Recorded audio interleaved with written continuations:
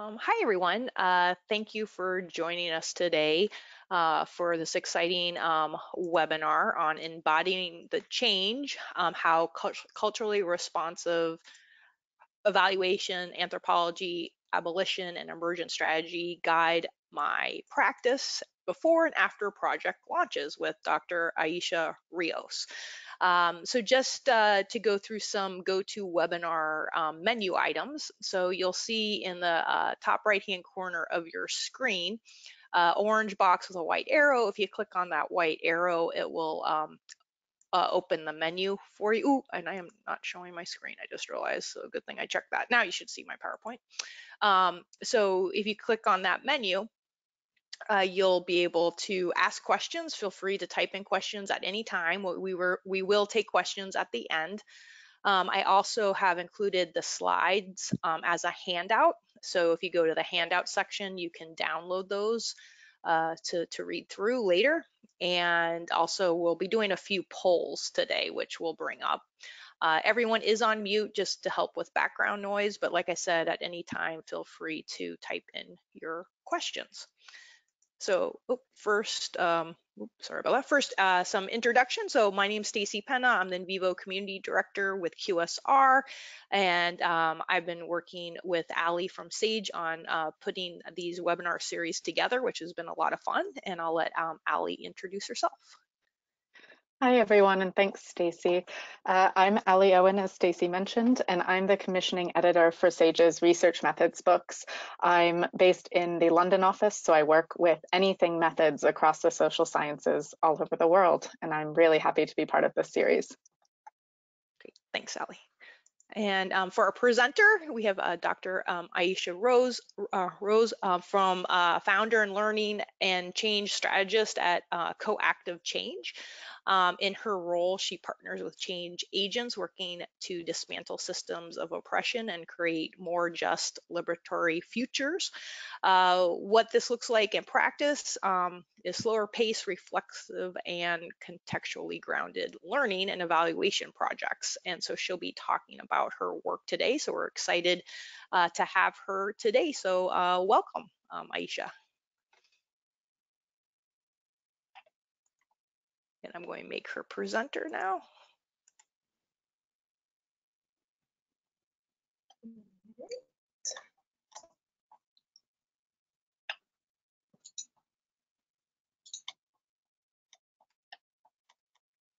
Bear with me.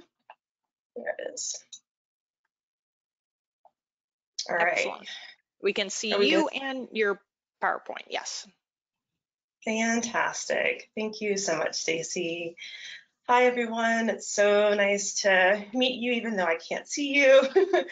My name is Aisha Rios. I use she, her pronouns, and I am speaking to you today on stolen Ute, Arapaho, and Cheyenne land, otherwise known as Denver, Colorado. Before I get started, I just want to acknowledge the massive amount of violence and trauma that we have all experienced in this moment, and historically and intergenerationally, all in the context of neoliberal, white supremacist capitalism and colonialism. And so why I'm here today really is to speak to the work that we can do to collectively disrupt and dismantle these systems, as well as imagine and practice and build something new. I want to begin by telling you a little something about my lived experiences and social identities.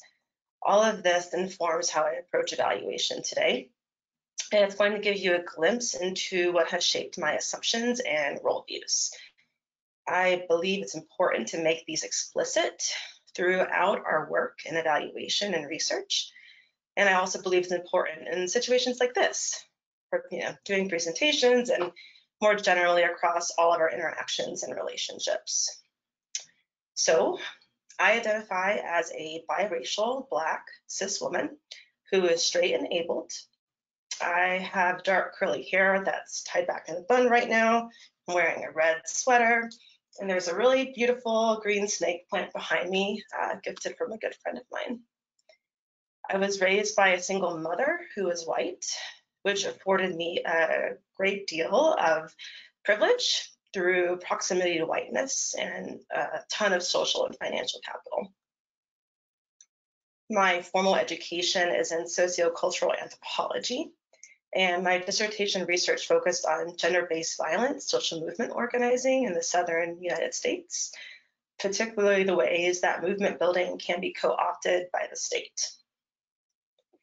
After I graduated, I found myself assimilated into the evaluation field, where I let go of a lot of the political and critical theories and practices that formerly grounded me through my anthropology training.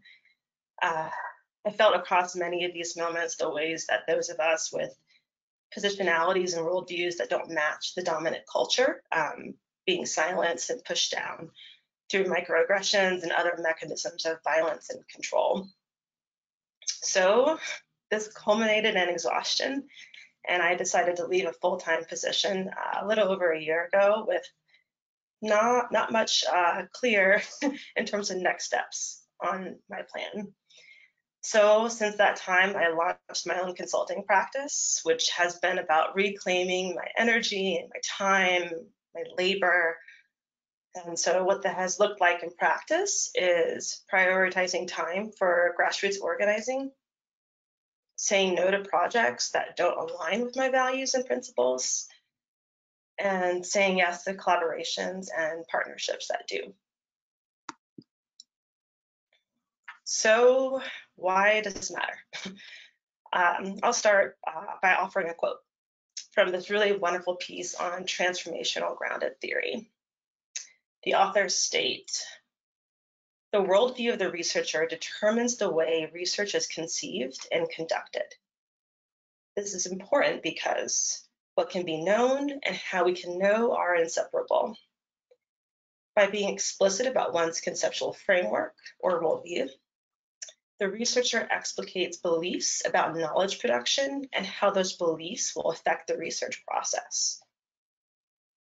So that's why.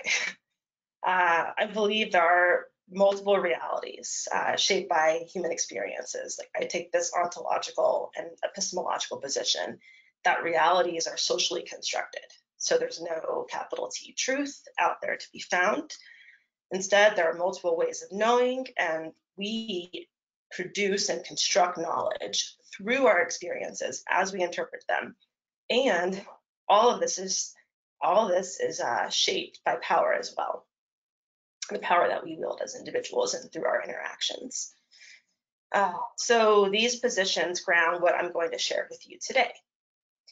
For example, I believe and strive to build in dialogue and relationship building early in a project to learn the context before developing an evaluation plan, because I believe there are different ways of knowing, and people perceive and experience settings and programs in different ways. And I want these different experiences and perceptions to inform designs. I value social justice and abolition, which is very much born out of the formative experiences I shared earlier. So this not only guides project selection for me, but who I partner and collaborate with. So my goal for our time together is to make a case for being and practicing in ways that challenge the status quo, the typical way of doing business, of designing and implementing evaluation projects. A lot of what I'm going to speak echoes what, and I apologize if I'm mispronouncing their names, Doctors Adriana Aldana and Katie Richard-Schuster highlighted during their youth-led anti-racism research presentation. That was part of this pre-series, actually. I encourage you to go back and listen to their presentation if you didn't already. They did a beautiful job explaining why we need to work to decenter white supremacy within social science research and flag the many ways it shows up in our work. So I'll begin by providing a brief overview of some critical theories that grounded my practice many years before I practiced evaluation and still do today. Rather than going into in-depth defining culturally responsive evaluation, I encourage you to visit the Center for Culturally Responsive Evaluation and Assessment, or CREA website. It's a great launching off place to learn more. Then I'm going to share personal stories that showcase practices where I leverage these critical theories to embody liberatory and disruptive practices before projects launch and after. I want to emphasize that these are practices, which means that I'm constantly working on this, making mistakes. Anyone who partners with me knows this, and making adjustments to my practice constantly in dialogue with my collaborators and partners. So I hope that sharing these personal stories inspires you to make some adjustments to your own practice and to have more critical, reflective conversations with people in your life and who you partner with. And then I'll close by sharing some ideas about how to support and sustain ourselves in this difficult work, including both relational and technical strategies I appreciate. And lastly, I want to say that while I possess multiple layered identities and experiences as an applied anthropologist, a person who practices evaluation, and an abolitionist, I hope that what I'm sharing today will resonate with those of you who do and don't share some or all of those identities and experiences. My partner, who's a graphic designer, works for a consulting firm, and he said that many of these stories resonate with him, so maybe that's a good sign. Hopefully they resonate with you too. So let's first talk a little bit about these critical theories. First up, there's no way I can do these massive bodies of work justice in this session. So I'm going to focus on a few key pieces that have been foundational to my thinking and drive my practice. My rationale behind sharing these stories is twofold in talking about these critical theories. First, I want to highlight how these scholars and activists are in dialogue with one another and build off each other's work. And second, I want to encourage all of us to reread and cite work before our time. There is so much repackaging of ideas and concepts going on, oftentimes in an effort to translate and build off work before us, which is wonderful and so important.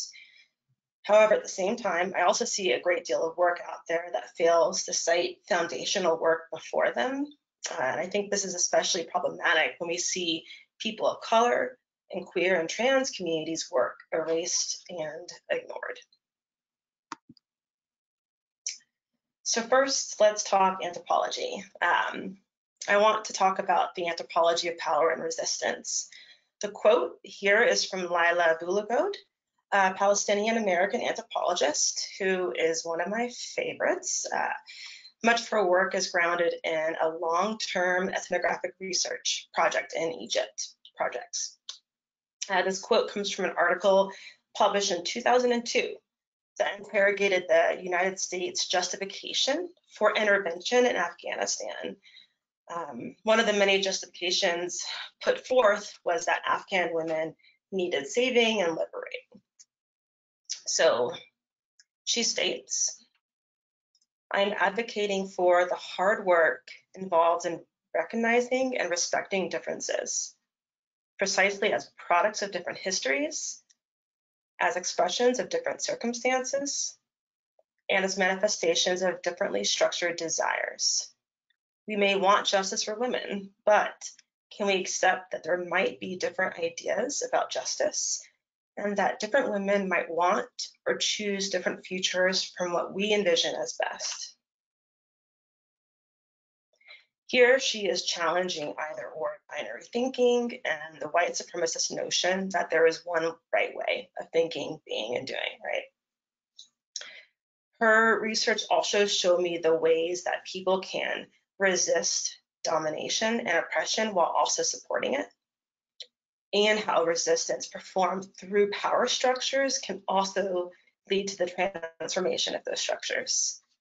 So this is really exciting literature for me in my early 20s and really got me thinking about what resistance looks like operating within organizations and institutions that harm versus operating outside of them.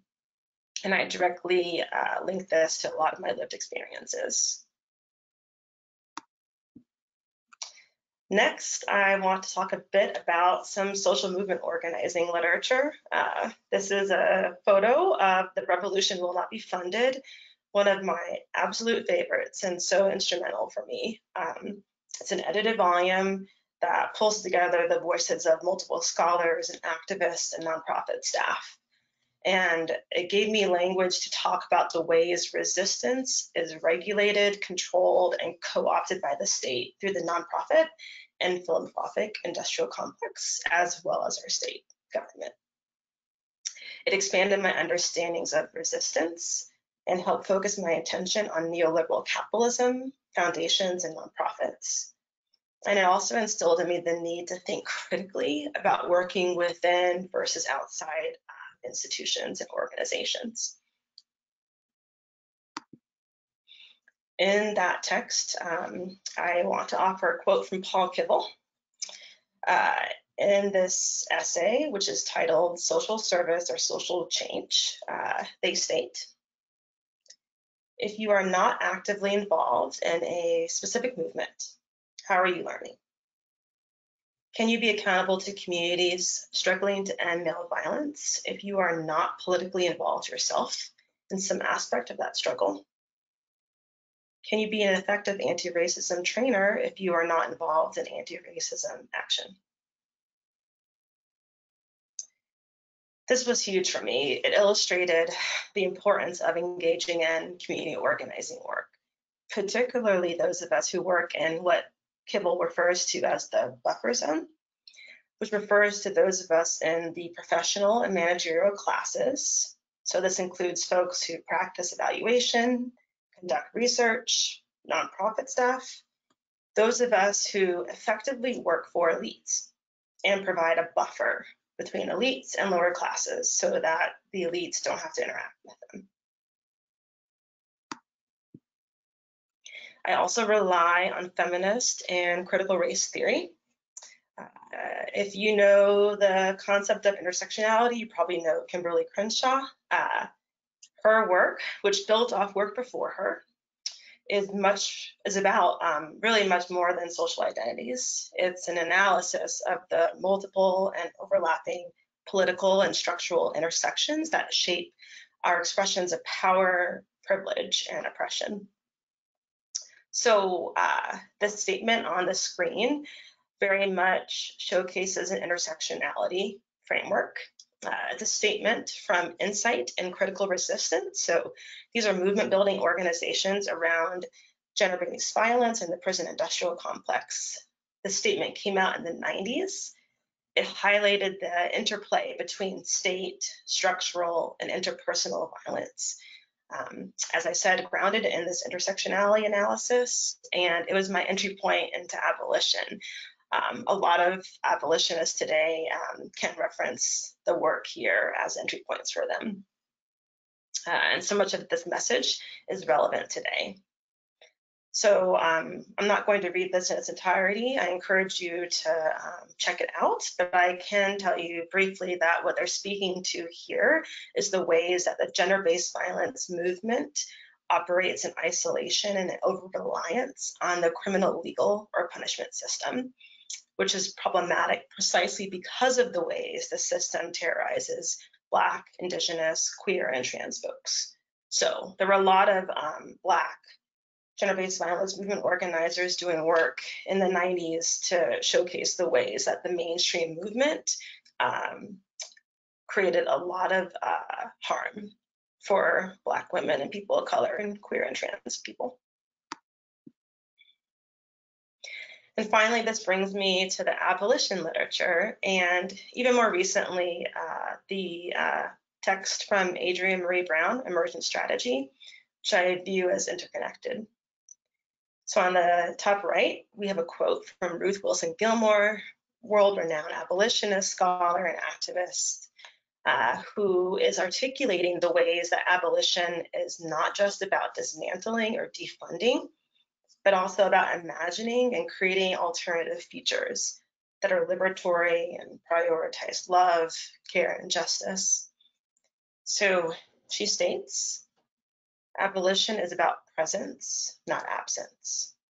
It's about building life-affirming institutions. And then the quote on the bottom is from Belita Mersha, who wrote Octavia's Brood with Adrienne Marie Brown, who says, all organizing is science fiction, because in working for change, we must imagine a world that has never existed. In Emergent Strategy, Adrienne Marie Brown also calls on us to be the change and practice the future. So I see these calls as very interconnected. So what does all this have to do with research and evaluation? I'll spend the rest of our time together explaining how I leverage these bodies of work to inform my practice and engage in intentional resistance and disruption work, and do so really to do as really many abolitionists have called on us to do, which is to embody the change we want to see in the world.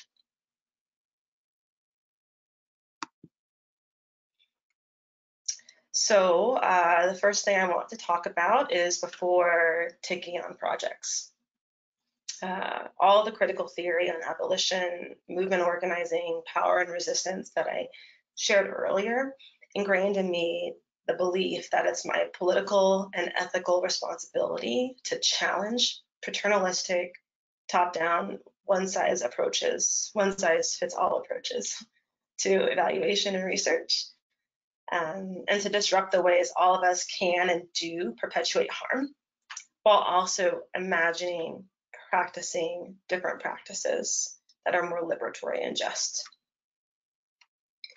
And I also want to make sure that those I enter into partnership with share my commitment to being challenged, to thinking critically about the ways we harm, and believe that we all have partial perspectives and a worldview.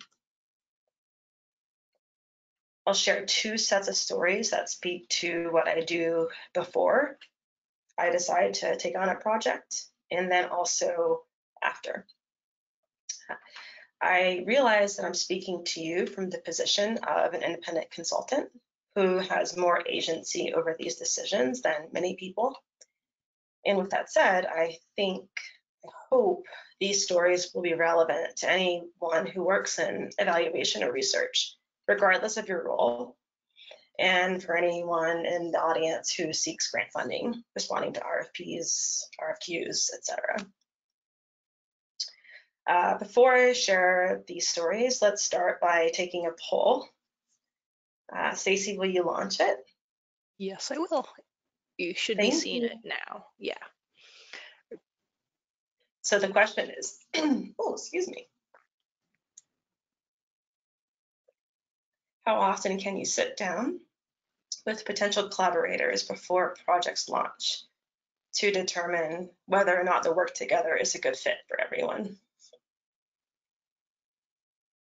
So people are, we're about almost at 60%. I'll just let people take a little more time and then I'll show the results. Thank you.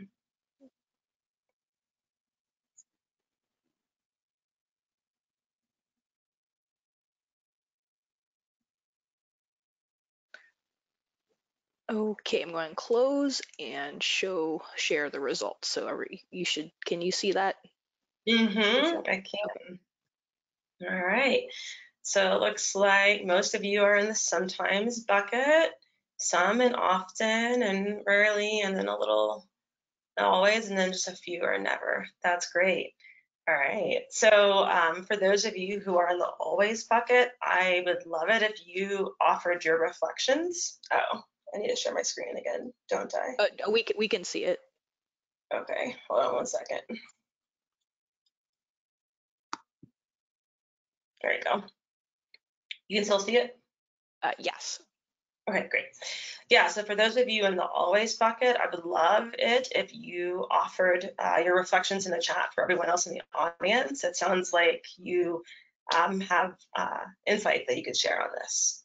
And for those of you in the never or rarely bucket, I hope that these stories inspire you to take steps in that direction and give you some tools to think about how to do so.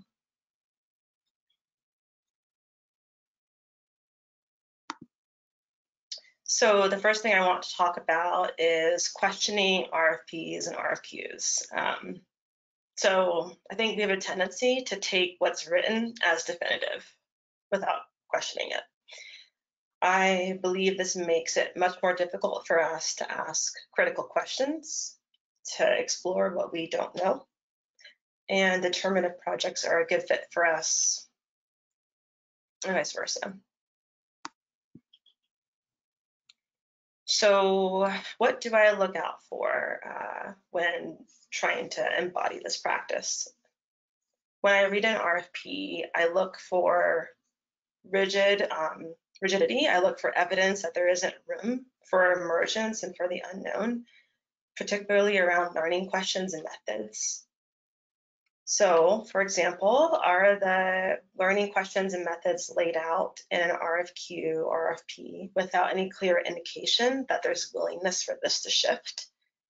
I've read RFPs that laid out really detailed timelines for activities and methods, which gave me the sense that they already knew exactly what they wanted, and they just wanted a consultant to implement what they envisioned, not someone to actually spend the time getting to know people in the context and the program and using that to inform designing an evaluation plan and timeline. So when this shows up, how do I push back against it? When do I push back? Sometimes instead of saying no to RFPs that demonstrate really rigid plans and designs, I write proposals that pitch something that allows for emergence. I advocate for designs that are responsive to context and prioritize time at the front end and throughout to learn the context and build relationships rather than jumping straight into evaluation plan development. I've worked on projects across my career where I was expected to build out an evaluation plan without any time to really learn the context. I'm trying to get better about building in this kind of time into budgets and timelines throughout the project life cycle, also, not just in the beginning. I look for hints of flexibility and openness to alternative possibilities for our work together. I look for evidence that people are willing to listen to perspectives different than their own. I've seen RFPs that offer a potential list of learning and evaluation questions that state clearly they are a starting point, which is a good sign. I also look for hints that they are committed to understand and address the ways they might perpetuate harm and contribute to systems of oppression. For example, I responded to an RFP recently and currently working with them with a colleague, where they acknowledged in writing that they were a primarily white-led organization and they anticipated they contributed to systems of oppression in ways that weren't on their radar. So I don't see these hints, it makes me feel nervous and I don't usually go for the projects. And when I see these hints, this gives me the motivation to push back. So how do I push back exactly? Well, I write proposals that move people further in the direction of justice when I see evidence they're moving in that way. Here's another example. In partnership with colleagues, we responded to an RFP that a foundation put out. And in that, they stated that they were not mandating any reporting requirements, which gave us an opening to write into the proposal an approach that move them even further away from paternalistic philanthropic practices like mandatory reporting requirements. Then if I get an interview, I try to spend some time in that conversation and additional conversations before anything is signed to talk about everyone's expectations and needs for the work, as well as our values, principles, and worldviews. I try to model this by making mine explicit verbally in those conversations, as well as in written formats. So one thing that I'm doing right now is working on overhauling my contract templates. And what you see on the slide is some language from my current contract that's still in revision. But my goal in revising my contract is to, one, disrupt the traditional client-consultant relationship where accountability is largely one-directional, and instead emphasize a partnership, a commitment to being accountable to one another and building a relationship. I also want to emphasize the role of emergence rather than dictating lengthy timelines of activities up front. And I want to reconceptualize what counts as deliverables. So instead of written products, what would it look like to list relational and learning experiences like thought partnership as a deliverable? While I'm in the middle of overhauling my contracts, I was inspired by Ubuntu Research, an all-Black, women-identified research firm who does amazing work. You should check them out. They presented at a national conference last year. They presented a preamble that they include in all their contracts, and this inspired me to do the same. So I've added a preamble that I put at the beginning of all my contracts where I state my belief in the power of collective knowledge and collaboration between those with diverse lived experiences. I make explicit my belief that if we fail to involve those whose lives are impacted by evaluation practices and findings and the systems of oppression that we're trying to dismantle, then the work is unjust.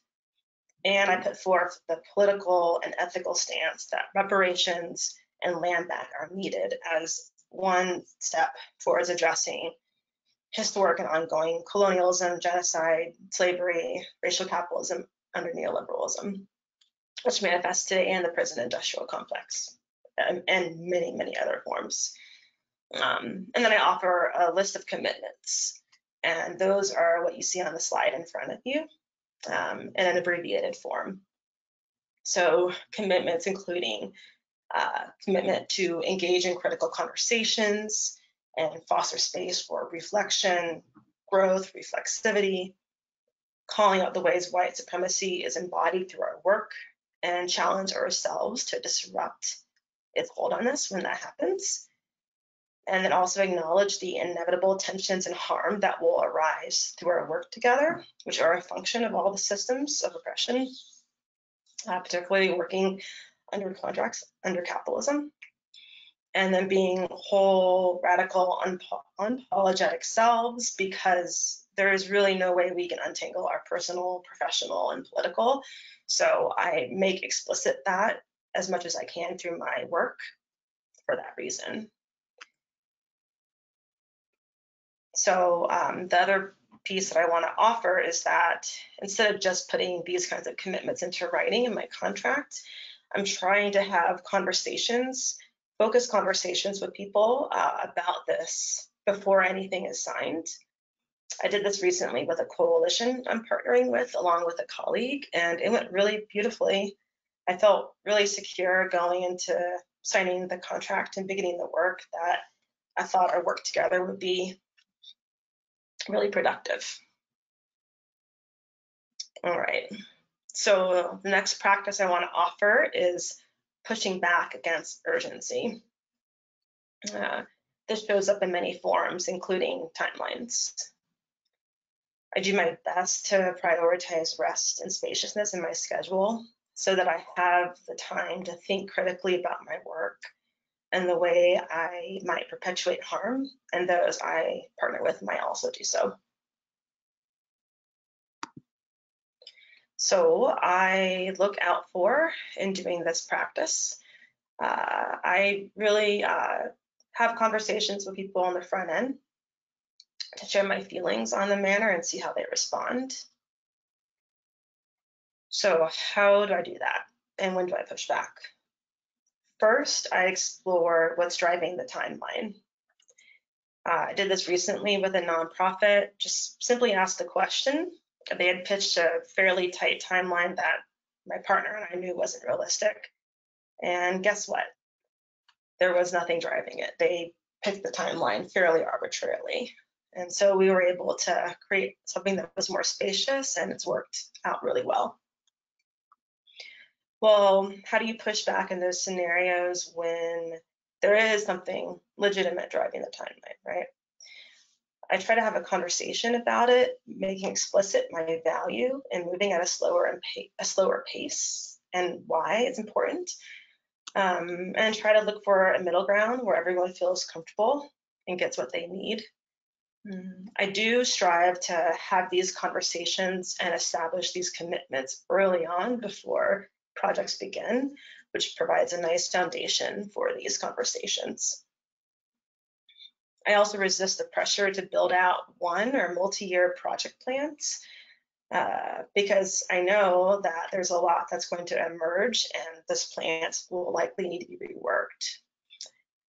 If I have to build out a year or multi-year plan, I build in time and build in flexibility that allows for emergence and for the questions and methods to change.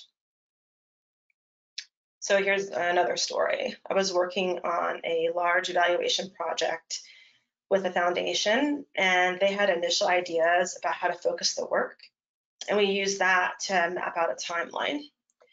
We knew that we couldn't map out, or mapping out a multi-year timeline would not be wise because we anticipated there were things that we were going to uncover that could inform our approach. So we just built out like a 6-month or so timeline.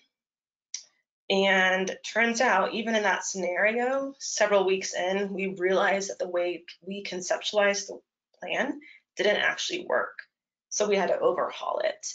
But because we conveyed to the partner that we're working with the importance of emergence and flexibility, making the adjustments made sense to everyone. So that was a really positive example of setting up commitments early and then being able to make pivots. So while we're developing project plans, what are some practices that I find really helpful?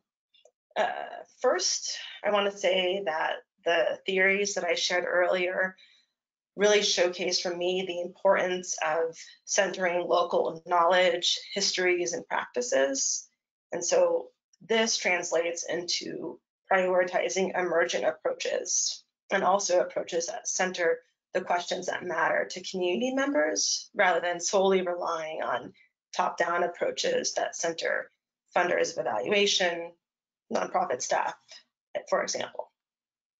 The critical theories also taught me to prioritize attention to socio-political and historical context. So this translates into all phases of projects, honestly. So the planning and design phases, but really throughout. I'll share 2 stories that showcase these points. And really the heart of my argument here is that if we don't create spaciousness in our projects and prioritizing time to learn context and build relationships, we run the risk of reinforcing and creating harm. Before I share those stories, let's take another poll. Stacy, will you launch it?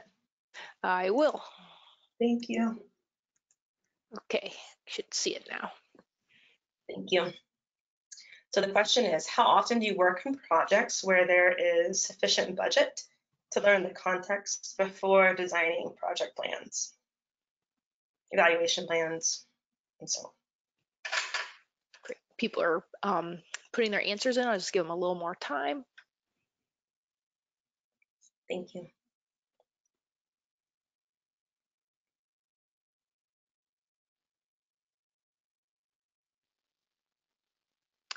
Okay, I'm going close and I'll share. All right. No, always.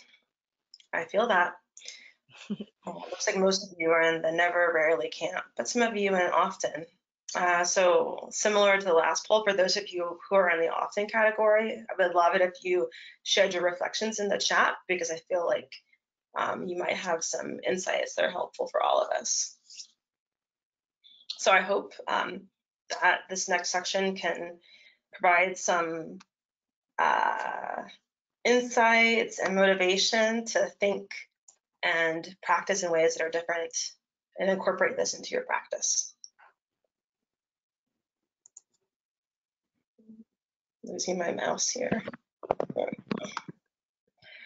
All right, so the first thing I want to encourage us to do is to build in time to learn the context of the work that we're engaging in, both in the front end and throughout the work. All of this is critical and helps me and those I partner with be able to center local histories, knowledge, practices, questions, and so on. So the first story I want to tell is one about being put on projects without any budget or time to do background reading. So here's the story. I had started a new position and was provided my first project lead role. I was stoked. No one told me the overall budget for the project right away, and I didn't ask. I was so eager to jump into the work.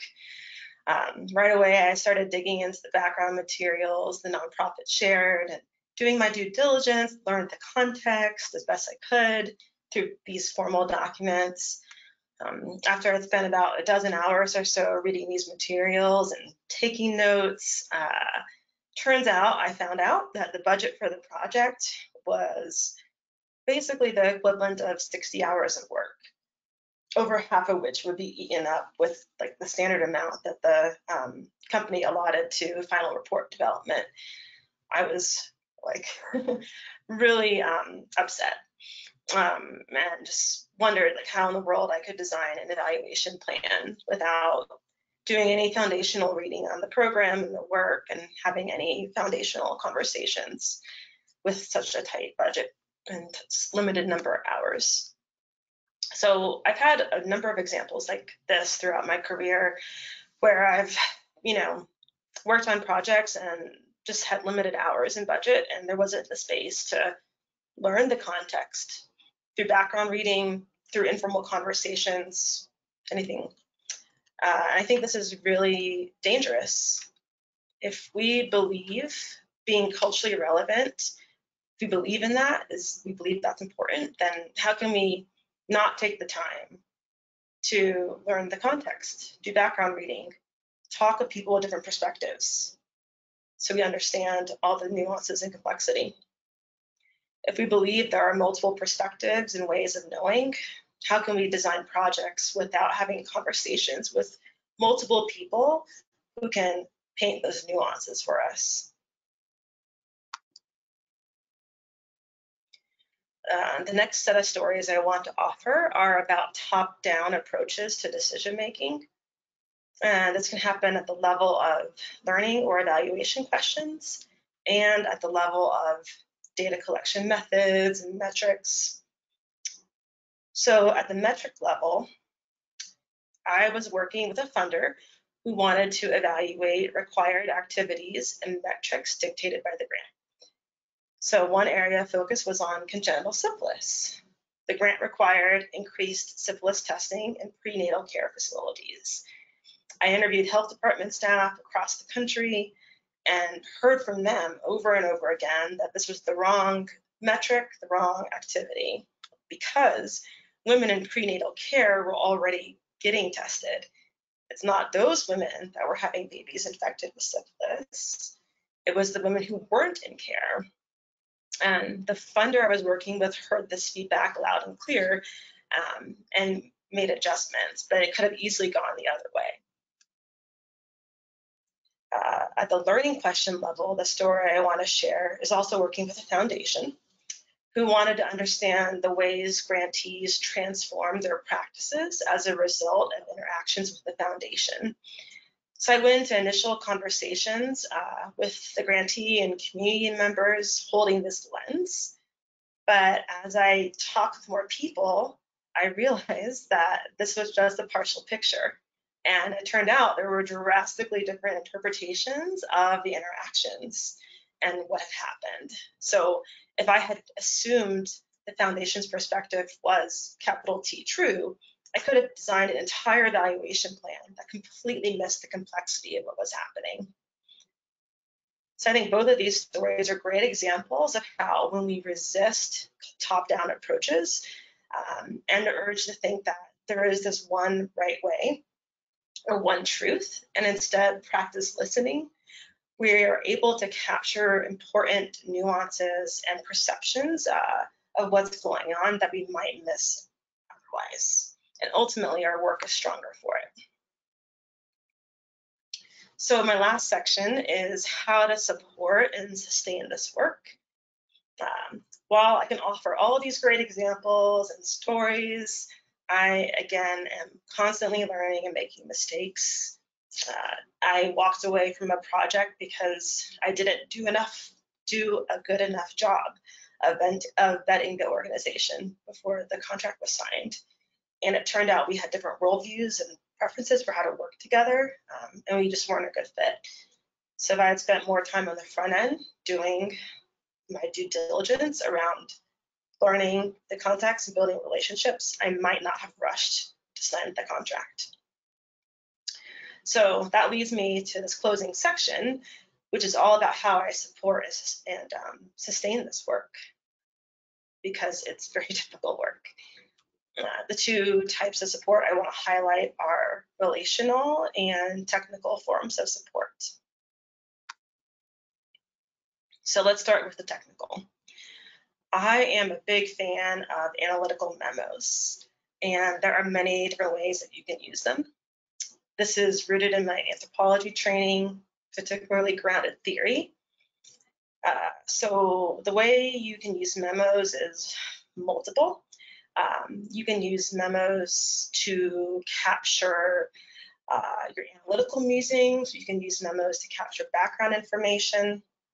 I'm not going to cover all of these in detail during this presentation, but I'll highlight a couple of ways that I leverage them for the purposes of this discussion. So something I observed over the years is that we don't always do a good job of treating contextual background information as a data source itself. So, we think of interview, survey data, et cetera, as data, right? And so we code all of it. If we use memos, those get folded into the memos that we're using. But I argue we should think about everyday interactions and background information as a data source as well. And this should get folded in with all the other sources of data that we incorporate. We can also use memos to document what you learn about the context, right, and integrate that into the information. So in a way, it's a way to collect multiple sources of information and make meaning across all these data sources.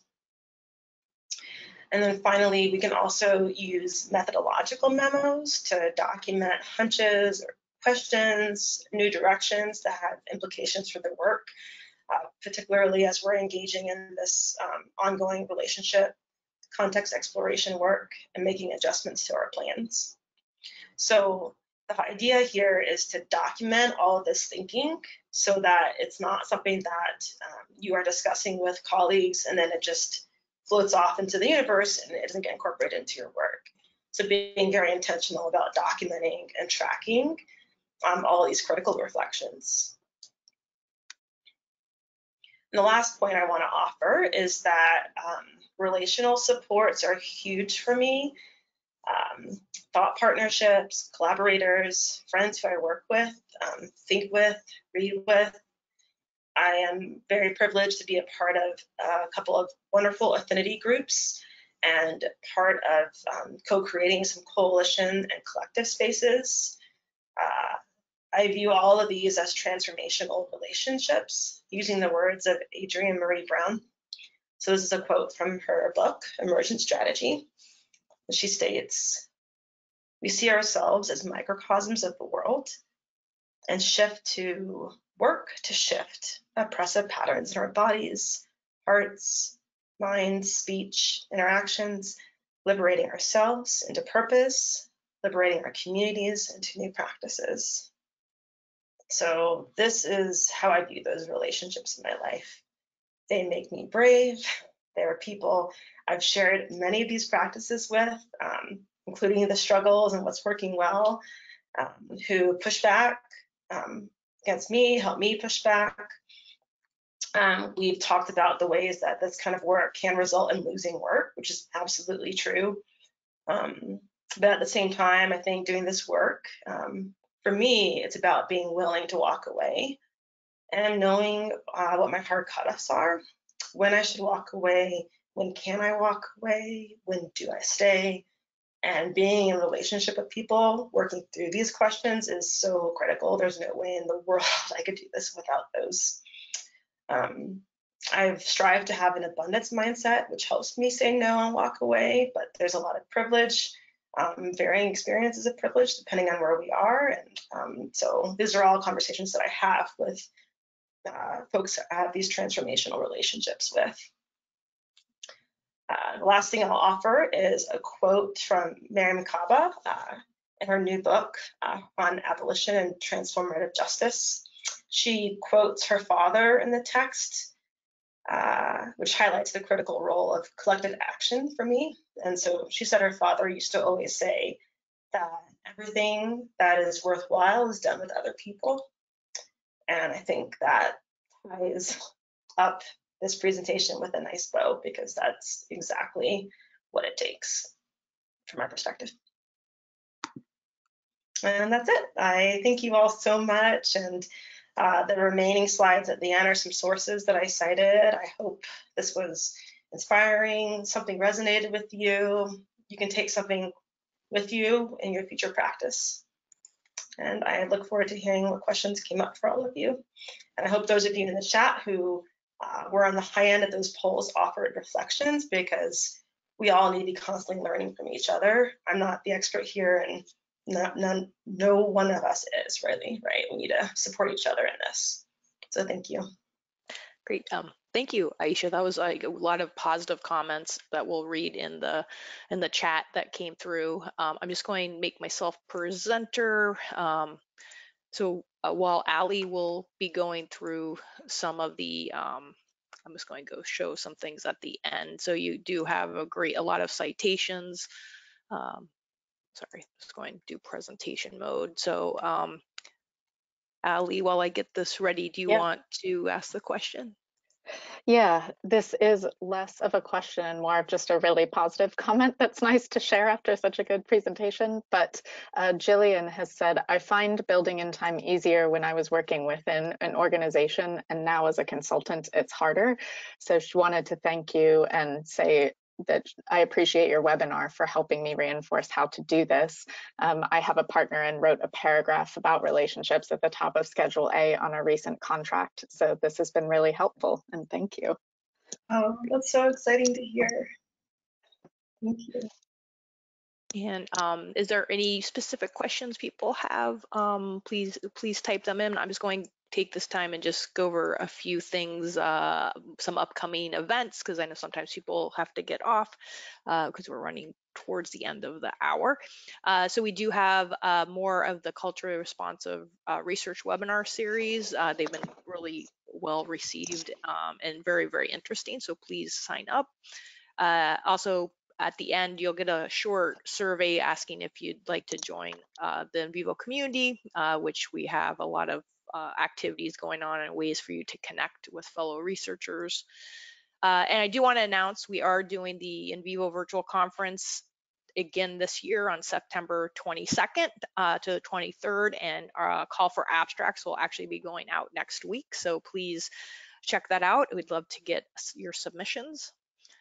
And us, actually, my coworker, we have a early career academic grant will be hosting soon, and she's looking for people who can review applications. So please, if you're interested, fill out that form or let us know. So sorry, just wanted to get some of those plugs in to help us. And going back to some comments, I just want to go back to the questions. So yeah, really positive. Oh, here's a question for from Anne Marie. How do funders react when you explain about needing to take time for all the important stuff at the beginning? Are things changing for the better?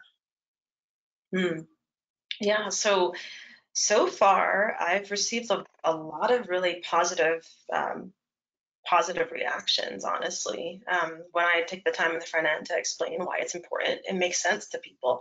So I think, early on, I felt a little nervous about doing that, honestly, because of the ways that throughout my career there just wasn't space for that. And so it felt like an unknown thing that really there wasn't space for, right? Especially working on projects with really small budgets, I felt like it just wasn't a possibility. So that was something that I, internalized. And so in all these conversations, I've been early on really shocked that everyone thought it all makes sense. But now I'm feeling less shocked about it the more I do it. Thank you. And then we had some great comments. Thank you for sharing your perspective. And here's another comment. I love this presentation. I work in a science-dominated field and often feel a lot of stress related to making time for relationships and content learning in my work. However, these things are really what have given me the energy and curiosity to do the good work. So thanks for encouraging me to keep it up. Yeah, you're welcome. It's tough too. I can easily fall back into this like mindset of just like go, go, go and not pausing. So in my work with my partners and collaborators, we're constantly reminding each other, like, wait a second, let's slow down. What are we missing here? Let's zoom out. Let's move a little slower. So. And here's one more. We'll have one more question. Thank you. And could you say a little bit about how you combine grounded theory with critical theory? Well, I think, for me, I like to try incorporate theory throughout the work that I'm doing, right? And so for me, grounded theory is about collecting information and then incorporating theories into that information. So it's this ongoing iterative process. And so they fit really well together in that way. And so grounded theory, like, maybe I should define that really, is the idea that through data collection, you allow theories to emerge, right? Rather than like imposing a top-down framework that you impose on data collected. And so you can both allow theories to emerge from the data that you're collecting and then link those to existing theories out there in the literature. Does that make sense? Mm-hmm. I think so. So sometimes, yeah, let me see if somebody typed in. Let's see. Yes. Ramona said yes. Very helpful. Awesome. Thank you so much for doing this presentation. I think it got people thinking and getting that kind of almost permission to say it's okay to do this. I'm doing it. Yeah. I think it's great. So I just want to thank you, Aisha, to doing this, and also to Ali for helping me with these series. Yes, thanks both of you, and thanks to all of you who attended. And we do often get questions afterwards, so we'll be sure to share those if they come in. Okay, yes, and great. Somebody just asked about recording, and we will send out the recording and a follow-up email probably sometime next week, and it's also on our website too. So thank you again, everyone. Have a great rest of your week. Thank you. Have a good week. Thank you. I'll offer anyone, if you want to reach out via email, if you have questions or reflections. I'm always happy to have conversations with folks. So. Oh, thank you. Thanks for Brilliant. that offer. Thank you. Nice. Bye. All right. Bye. Bye.